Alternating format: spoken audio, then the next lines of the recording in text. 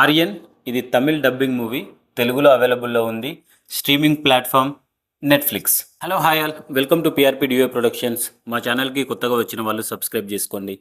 ఈ మూవీ థియేటర్లో రిలీజ్ అయినప్పుడు చూద్దాం అనుకున్నా, కానీ కొన్ని అనివార్య కారణాల వల్ల సినిమా చూడలేదు. సో మనకి ఈ ఫ్రైడే నెట్ఫ్లిక్స్లో స్ట్రీమింగ్ వచ్చింది. సో మూవీ చూసిన తర్వాత నా ఒపీనియన్ చెప్పాలి అంటే ரொம்ப కష్టం బ్రో,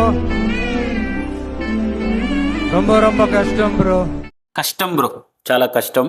ఎందుకో నేను చెప్తా, రివ్యూ మొత్తం చూడండి. మూవీ స్టార్ట్ అవ్వగానే హీరోని లైవ్ ఇంటర్వ్యూ చేస్తున్న దాంట్లోకి ఒక ఆడియన్స్గా వచ్చి మన కిల్లర్ ఏమని చెప్తాడంటే, నేను ఒక నెక్స్ట్ 6 మెంబర్స్ని చంపబోతున్నా అని చెప్పి తనని తాను కాల్చుకొని చనిపోతాడు. ఐడియల్లీ ఇక్కడే మనకు ఒక పీఠముడి బిగుసుకుపోయింది. ఎందుకంటే ఆల్రెడీ మనకు కిల్లర్ చనిపోయాడు, బట్ జరగబోయే హత్యలన్నిటినీ మనం ఇప్పుడు ఆపాలి. సో ఇలాంటి దగ్గరే మనం ఒక్కొక్క ముడి విప్పుతూ ఉంటే మనకు సినిమా అనేది ఇంట్రెస్ట్ పెరగాలండి. అన్ఫార్చునేట్లీ ఈ మూవీలో ఇంట్రెస్ట్ పెరగదు. సో లాస్ట్ వరకు సాగదీస్తారు. ఆల్మోస్ట్ 2 hours 20 minutes ఉంటుంది ఈ మూవీ. సో మనకి చాలా ఇబ్బందిగా అనిపిస్తుంది. ఇక మనం కొన్నిసార్లు హుక్ అవుతాం, కొన్నిసార్లు డీవియేట్ అవుతూ ఉంటాం ఈ సినిమాతోటి. అండ్ క్లైమాక్స్ మాత్రం అరే బుర్ర ఉందారా అని అనిపిస్తుంది. ఎందుకంటే మనకి ఇలాంటి సీరియల్ కిల్లింగ్ మూవీస్లో కావాల్సిందే మోటివ్, బట్ ఈ మూవీలో దెబ్బేసిందే మోటివ్. మనం ఏ మాత్రం కనెక్ట్ కాని మోటివ్ భయ్యా.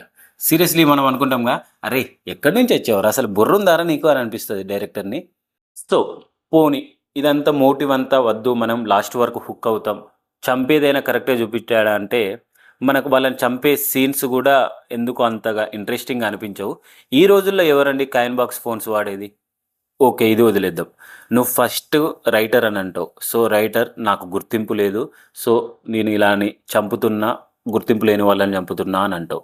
ఓకే, నువ్వు చంపుతావు, నువ్వు రైటర్ అవుతావు, నువ్వు అంబులెన్స్ డ్రైవర్ అవుతావు, నువ్వు సైబర్ సెక్యూరిటీ హ్యాకర్ అవుతావు, అన్నీ నువ్వే అవుతావా? అంటే ఇక నీకు నచ్చినట్టు కన్విన్సబుల్, హే సర్ప్రైజ్ అన్నట్టు. ఇక్కడ హ్యాకరు, అక్కడ రైటరు, అక్కడ ambulance driver.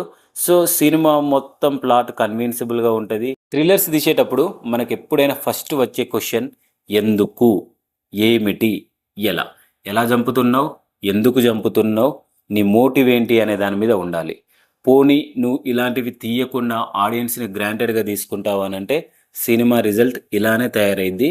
And more over బయ్యో, ఇది మనకి ఇప్పుడు వచ్చిన సినిమా కాదంట, ఇది 2019లో సేమ్ డైరెక్టర్ ప్రవీణ్ కుమార్ మేనక అనే వెబ్ సిరీస్ నుంచి, అదే ఇది కూడా, ఈ మేనక అనే వెబ్ సిరీస్ కూడా ఆయననే రాసుకుంది, ఆయననే డైరెక్ట్ చేసుకుంది కావచ్చు.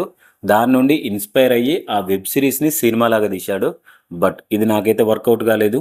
ఇక పర్ఫార్మెన్స్ విషయానికి వస్తే సెల్వరాఘవన్, ఆయన సినిమాలో ఫస్ట్లో చనిపోయినా కానీ సినిమా అంతా ఉన్నట్టుంటాడు. So okay. ఆయన విష్ణు విశాల్ భయ్య, ఆయన లుక్కే తేడా కొట్టేసింది. ఓటీటీలో చూస్తున్నా కూడా ఆయన లుక్ అంత బాగాలేదు. So acting so. And Shraddha Srinath okay. మిగిలిన నటీనటులంతా ఓకే, నాట్ బ్యాడ్. మీరు కనుక నెట్ఫ్లిక్స్లో ఈ మూవీ చూస్తే మీకు ఎలా అనిపించింది అనేది కామెంట్ బాక్స్లో కామెంట్ చేయండి. That's it for the review అండి. ఇలాంటి మరిన్ని మూవీ రివ్యూస్, రికమెండేషన్స్, అప్డేట్స్ కోసం మా ఛానల్ని సబ్స్క్రైబ్ చేసుకోండి. Thank you so much. Love you all.